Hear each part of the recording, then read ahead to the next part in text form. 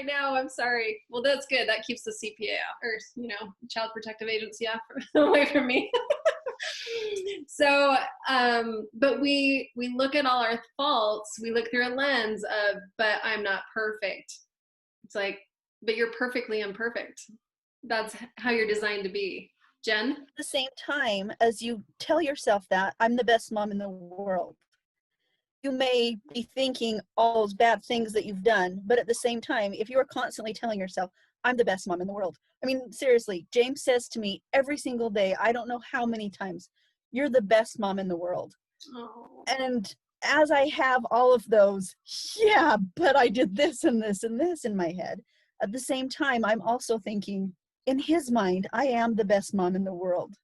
So what can I do so that I stay the best mom in the world?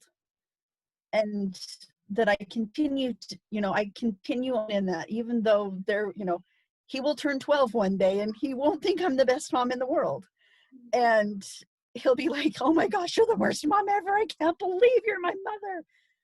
But I know, what I'm doing is the best thing that I can do for him. I'm doing the best that I can do for my older son. I'm doing the best that I can do for my daughter.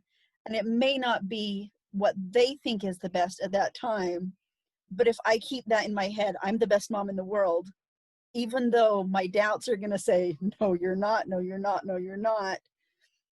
I'm still constantly telling myself I'm the best mom in the world, and my actions and my beliefs will change, and I will believe that I am the best mom in the world. And you're going to find more evidence in your day, like, wow, that thing I did, that's a pretty rad mom. You're going to find more evidence for yourself. I have a question for you really quick, Jen. Did you notice do you think there was any difference, or did it change the activity at all, having your little girl picture, like your childhood you? Like, what would you say to your childhood you in there? I'm just curious how that made the activity for you. I don't know. I mean, first off, I have to say I had amazing parents. My parents were amazing. They still are amazing. I'm grateful for them. They've taught me so many things. And I don't remember having the insecurities that I have now at this age. I don't remember feeling like I wasn't important at this age. I even have a picture when I was 8, and I don't remember it then. I don't remember it. I mean, I know that I had insecurities and stuff when I would turn 12, because, I was starting junior high and you're dealing with all that stuff that goes on in junior high.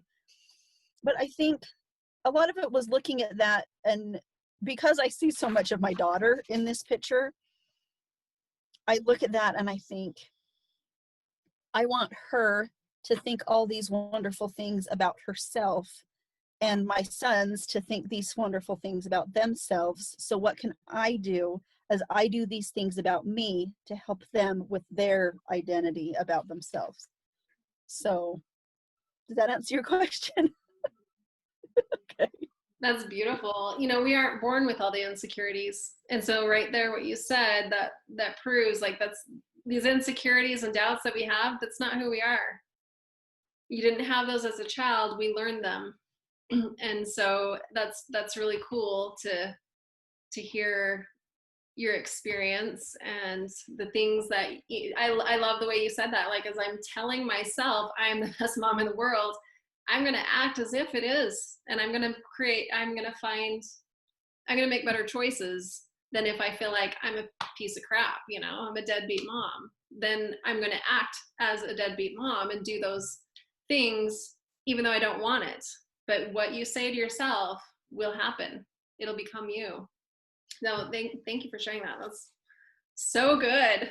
Good stuff. You guys add so much to these conversations.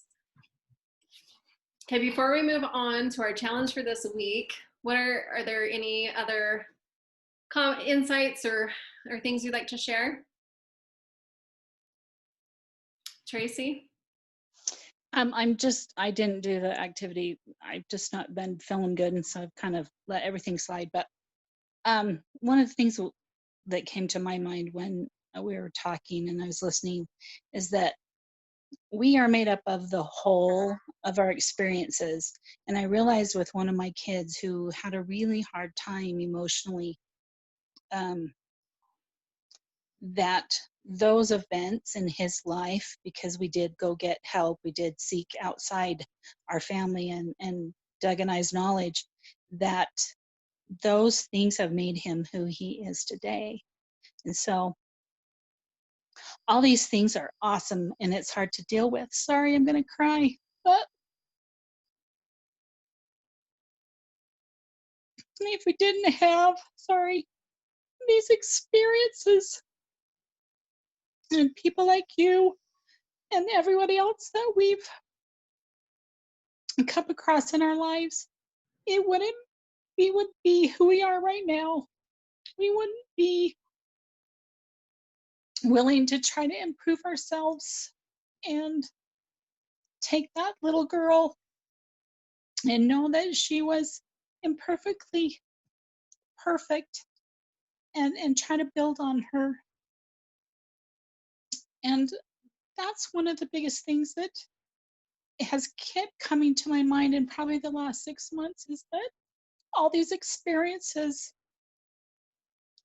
help us to be better if we choose to let them help us be better, because we can realize that we can be better and that we need to take that imperfection into ourselves and realize that it's a part of us to help us grow.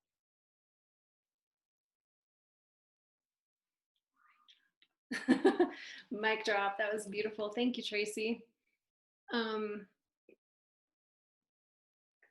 There's nothing to add to anything you guys are saying. This is just so edifying to hear your insight. Thank you for sharing that. And as far as crying goes, that's just spring cleaning for your soul. So let the tears come. They're so cleansing.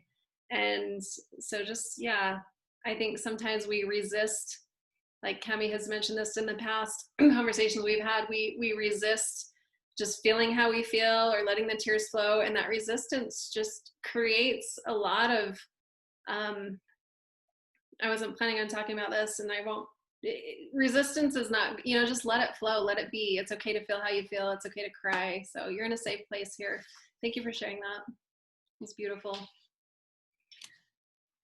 Okay, so last week, our circle of identity and knowing that identity has gravity.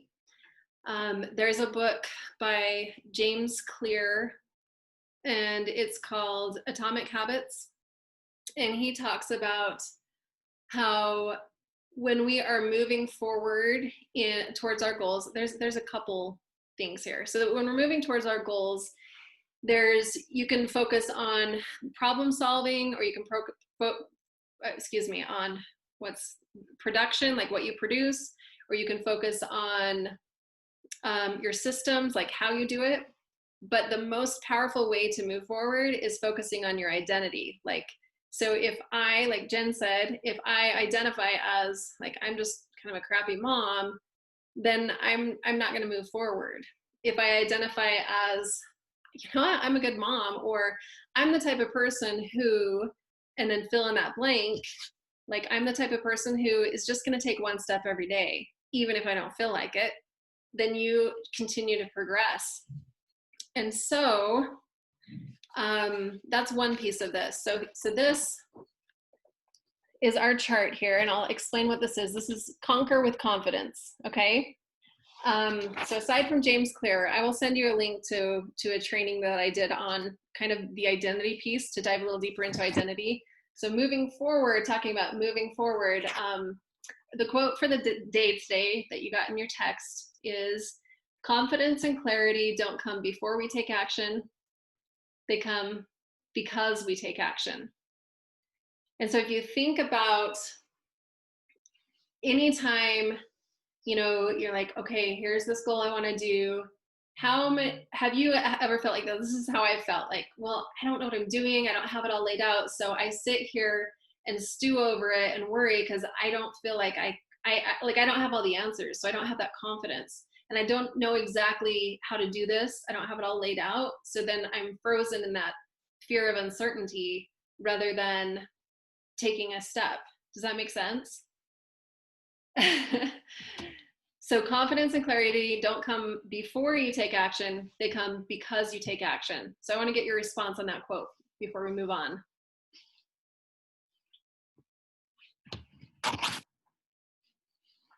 Cami? I'll go. This has been good for me to be quiet. I've been needing to hear all of what you guys have been saying. But yeah, no, that resonates with me. Because I get so paralyzed by that uncertainty and that fear of the unknown sometimes. But it's just kind of like what you guys were saying earlier too about the power of our thoughts and the power of kind of flipping that self-fulfilled prophecy, right? By like saying like, I am a good mom, like, and embodying that and stepping into that even at times when you do not feel that way. I think it does help me sometimes when I feel paralyzed by inaction to know that like, as I step into the darkness, like then the way will start to reveal itself, you know, then light can be found. Where I can see clearly, just like you were saying, because I think so much of like these images of light and darkness and stuff and taking action when I don't see the way ahead because I don't see clearly, right? But I don't know. I mean, I don't know if we've referenced this before, but like it makes me think of Indiana Jones and the Last Crusade when he's like, you got to take that step like off the cliff, basically, right? And cannot see that there is a path there for him to step onto. There's no way that he would have discovered that path without taking that step, without moving forward. And then he finds his footing, right? And is able to move and continue onward. Yeah, that's so true. I love that analogy. So good. Like he couldn't see the pathway, but he took a step, and then you see the camera pan by, and you're like, oh, that pathway is already there. And Yeah, I mean, and he didn't tiptoe, you know, like, I mean, it's kind of ridiculous, this step he takes. He goes like this. You know, it's not like I like just kind of want to like feel my way slowly, you know, but he Right. didn't go all out, which was just, it was just beautiful. I Yeah. love that. And Harrison Ford's amazing. I know. I love that. I love that imagery and everything you said there. It's so true. And we don't see the pathway often until we just move forward. And that first step is, you know, the start is what stops most people. Just starting. Once you start and you're like, oh, it's a giant leap. And you're like, oh, okay, well, now I see this step. And now I see this one. And it's not as, it builds that confidence because you took a step. You're like, okay, well, now what? Now what? But that first step is always the hardest. Well, and it's beautiful because once you've done that in a big way in your life, you know, as long as I can remind myself of the times that I have been able to do that, stepping into the unknown, taking that leap of faith, it reminds me during, you know, new moments of uncertainty and like fear, you know, I'm like, okay, wait, I've done this before. I can do this. I can do this again. It's like when I teach my little kids, I'm like, you can do hard things, right? I have to tell myself that all the time. I'm like, I've done a lot of things that are hard. I can keep doing hard things. And that helps get the momentum going, right? Like you take that step and then it's a little less hard to keep moving forward. Yeah, it's so true. What about the rest of you? What are some things that are coming to mind?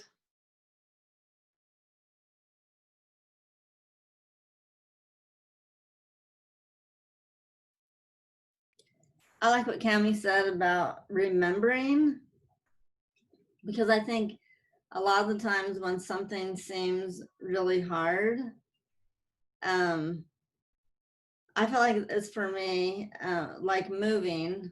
I've moved a lot, but the next time, well, I always try to have a really good attitude when I move, just because I know that it's happening. There's not like a lot I can do about it, but I really am not a mover. Like it's really, really hard for me.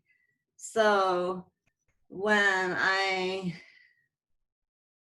do all these things that I don't want to do, like I'm really friendly to people, you know, like I reach out to people that I never would reach out to just because honestly, I don't know how long I'm going to live somewhere and I don't want to feel like I wasted my time. But then I was thinking, that seems kind of funny because so I feel like even though I hope that I'd never move again or don't make that many moves. Uh, it, it's just an analogy, I guess, for other things, but it makes me think.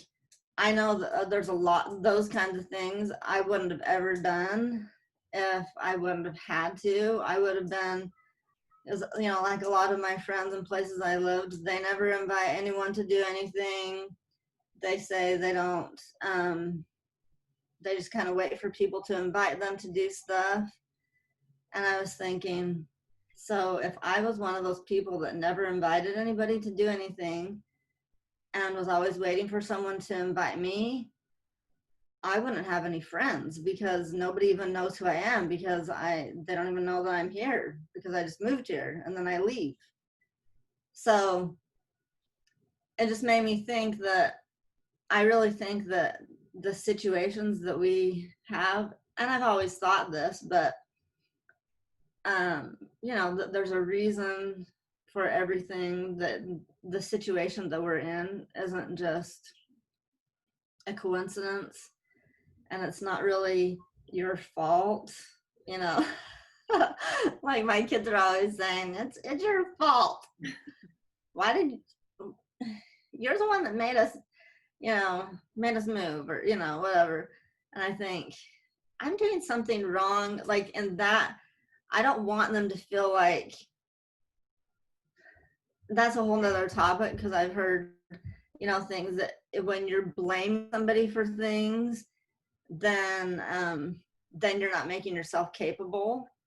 So I think that I've enabled them to feel that way, somehow. So anyway, that's a whole nother can of worms I don't want to open right now, but so I don't even know if I answered the question completely, but it just made me think that I really feel like all the identifying ourselves and recognizing the things that are happening really are happening for a reason, even if most of the time we're just kind of stepping into the unknown and we don't really know what the reason is, unless we're like some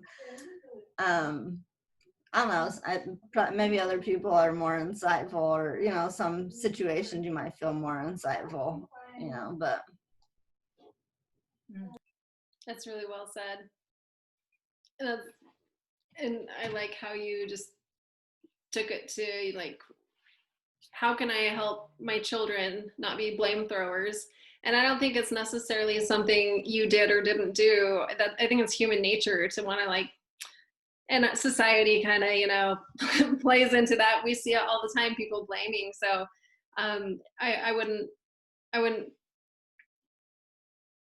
identify that as something you necessarily did, but now you see that it's something you can help them with. And I think that's there's just power in knowing that. And I've seen that in some of my own kids too. And it makes me pause to think, okay, what can I do differently? How can I show up for them and model what is a healthy way to move forward? And we're all learning new tools always, we're never done. But yeah, thank you for sharing that. That was really good. And I like how you said don't wait for someone to invite you. Like, if I want to be invited, I'm just going to go out and invite people and be that person that I want, because most people feel the same way as we do. Most people have those same insecurities when it comes to inviting somebody to do something. They don't want to be rejected. So good for you for just stepping up and stepping into that. I think that's really such a good example. Pat?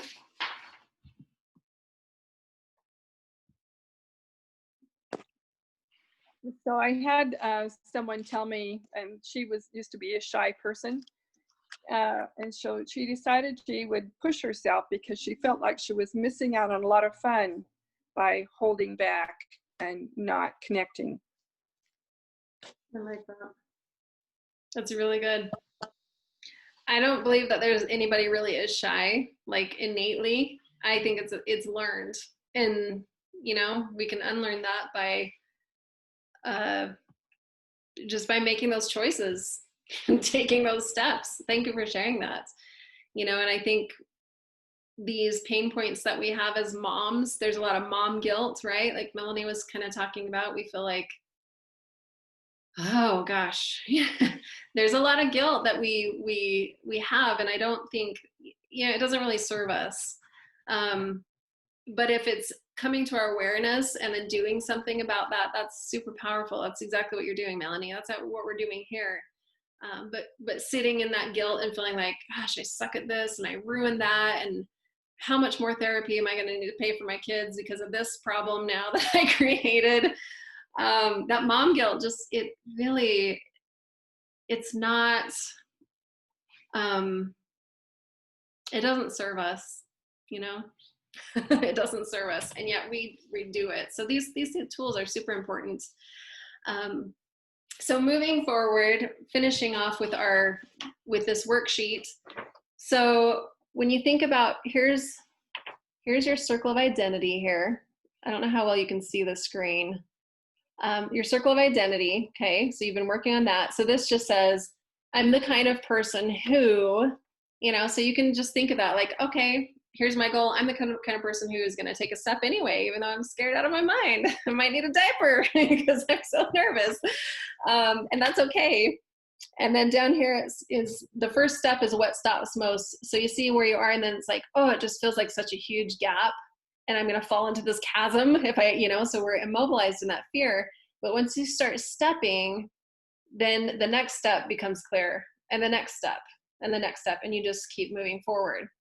There's a couple ways you can use this. You can kind of just list above it, and I'll have a blank one for you. So it won't have the staircase, because sometimes when you have a goal, sometimes it might be 6 steps to get there. You might see them all laid out, and then you're just like, okay, I'm going to just track my progress. But other times it's not clear. So you're like, all I know is this one step, and this is my goal. This is what I want. Here's my one step. I don't know how to get there. And so you write that down, take that step, and then the next step will become clear, and jot those down, and your pathway will become more clear. Does that make sense? Yes, no, maybe so. There's a few different ways you can look at that. Like if you have, here's another way. So if you have a goal, let's say my goal is, okay, we just moved and I want to unpack these boxes and get them organized. Okay, so you've heard me tell this story. Well, so these boxes have been sitting here for months. I haven't unpacked them. So you can start at your goal and say, okay, well, why haven't I unpacked them? And like, okay, well, I don't have a shelf. So in order for me to unpack the boxes, I need a shelf. So then that can go right here. Okay, let me write down, get a shelf. Well, why don't I have a shelf? I don't know the size I need. So I need to measure. Okay, well, why haven't I measured? I can't find my tape measure. So then the first step, and this obviously that's like 4 steps. So then the first step is actually to get to my goal of unpacking my boxes. My first step is actually, I need to go buy a tape measure. It's not unpacking the boxes and organizing, and it's going to drive me nuts because that's a project left unfinished. But my first step is actually go get a tape measure. Okay, write that down. Then I need to measure. Then I need, you know, so breaking it down into the tiniest little steps is what helps us keep moving forward. So I just told you 3 different ways you can use it. And it may be just, yeah, Katie just said, is there a volunteer who, like, is there a goal or a project that you have that you want to help us, that we can help you break down the steps? Let's try this in real time and show you how to use it. And then I encourage you to take this and recognize that every time you take a step, you'll gain more confidence, you'll gain more clarity, and you just keep moving forward towards your goals.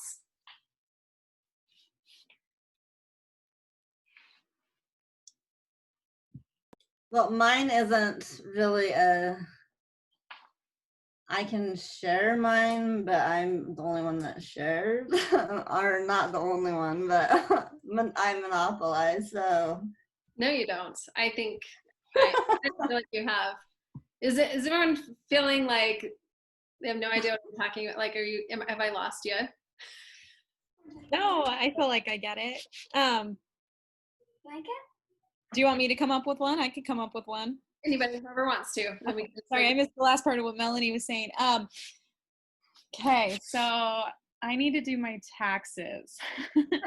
and I have a friend who's a CPA, and so I'll meet with her next week. But this is like a huge thing I've been procrastinating because I like started doing my own thing and have all these business expenses from like the last 18 months that I have not kept track of. I've collected some receipts, but I've spent a lot of money and have done a lot of trainings and a lot of traveling, and it has felt daunting and has even kept me up at night. So do we want to go through the process? Because I would love that, but we don't have to. Yeah, I think that's great. And before we move on, so Tracy is saying, what if you know the steps, but you're struggling moving forward? That's a really good question. What is your feedback on that? Like, if you know what to do, but you're struggling to move forward. Oh. Jen said, maybe you need to break down to smaller steps. Mm-hmm. Yeah, absolutely. Because I've found like my to-do list, and where I'd feel like, oh, I never get anything done, is because my to-do list is filled with mini projects, not just one step. Like my to-do list is unpack the boxes, but actually my first step is, get a tape measure and measure. And so I'm stuck. I can't finish that project because there's a couple things before that need to happen for me to actually move forward on that project. Does that make sense? I like that. Okay. And then also your circle of identity. Are you like, is there a lot of stuff going on in there that's making you feel like I can't, And Melanie says, find a support system. Yes. This is good stuff. Okay. So Cami, you've got your taxes. Boom. Up here. Yeah. Charity, what you were saying is so true, because so often my to-do list will be big projects, right? So like, a few months ago, I was trying to break this down a little bit, where I was like, okay, well, I at least need to print off my like Amazon receipts, like one thing there. Where I'm at right now, actually, I still need to do that. No, but like there were like different kinds of like places where I've ordered a lot of things where I printed off those receipts. And sorry, when you were asking about things that like keep us from moving forward, I know this is something I bring up all the time, and I haven't brought it up today, but something that like keeps me from moving forward is shame. Like, I'm so ashamed of myself that I haven't, like, since I got divorced, that I haven't been keeping track of like business expenses. I've been kind of budgeting differently, and it's just been hard, and mostly I've just been overworking and been overwhelmed. So it's like, when I recognize that, it's like, okay, like, I can own the fact that I've procrastinated and that I'm so far behind, and kind of release that shame and extend some like compassion and forgiveness towards myself. So I can be like, okay, then I get to a point where I can think of the tasks that need to be done, like where we're at. So I was just saying, like, I've just noticed that I kind of have that, something like shame will block me from even being able to see how I need to like break things down. Does that make sense? Yeah, that makes a lot of sense. You guys, you can resonate with that, right? There's Kat. Go ahead. Oh, let's unmute you. There we go. You've got a whole different financial record keeping system change since your divorce. Yeah. So you have to face that. Yeah, and it's like, the things that I've been busy with have been other like important things. It was still, like separating our finances has taken time, like things with like car and house, whatever, and stuff like that. And a big part of it was having so much fear about finances, to be on my own financially for the first time in my life. And I'm like 36 years old, and stuff. But so I haven't wanted to track my expenses. I haven't wanted, like, I have, like, to a certain extent, like, I'm always looking at my bank app and stuff, but I haven't like budgeted and put things into categories, because it's like I was scared to know like what my spending was looking like, you know? So, oh, that's sweet. Tracy, see. But so it's funny because it's like I'm just talking about doing my taxes and it's such an emotional process. So anyway, but yeah, and I've taken good steps like finding my financial planner and finding like a CPA and printing off like bank statements and everything and starting to highlight things. One task I need to do is go through and kind of like I have a spreadsheet I want to use, but even before that, because even that feels overwhelming, I wanted to do like make a sheet of so many things I've done, like when it's come to trainings and retreats and like so many things that I can get reimbursed for, of things that I've been excited about and passionate about, and kind of be like, okay, this has been something beautiful to spend money on because it's like I'm following my bliss, living my dream, you know? And so like to kind of operate in that energy instead of like weighed down with the shame and fear. It's like, I know if I just sit down and do like a quick little kind of like outline from the past 18 months, I'll be feeling better in a lot of ways and be like, yeah, these are great things to spend money on. I'm so excited about how I'm moving forward. Yeah. Instead of like, oh, I can't believe I spent so much money. I know I spent a lot of money. So, yeah. And like, yeah, when I was in Peru in November, and that was awesome to be there for like 2 to 3 weeks. And I was buying instruments there too, and like spending money on a lot of things that like for my business, which I'm like, I have no idea how I'm going to track any of that, you know, when I was like just exchanging the money, you know, because I wasn't using US dollars and buying things in the marketplace, but to just be like, okay, like some of that I'm just not going to be able to collect, and that's okay. Because moving forward, I'm going to learn from my mistakes with procrastinating and be really excited about from this point on tracking my expenses better. So That's beautiful. it was just a lot of talking. So anyway, yeah. You work through a lot of those blocks, you know, like what is the next step? You know, To even what get the stairs. but there's something inside. Yeah. So I think you get the concept, and sometimes that step is just, okay, what am I resisting? Why am I resisting this? Procrastination. There's an article I wrote, if you want it, it's fear in disguise. Yes. It's fear in disguise, fear that of failure, fear of success, fear that I don't know what the crap I'm doing. And it sounds to me like, you know, the taxes is kind of like it's almost like an in your face, like, yeah, you got a divorce, own it. So there's a lot going on inside of you, and it's okay to feel how you feel. And I love that Tracy said, I forgive you. You know, if it helps, I forgive you. We all will forgive you.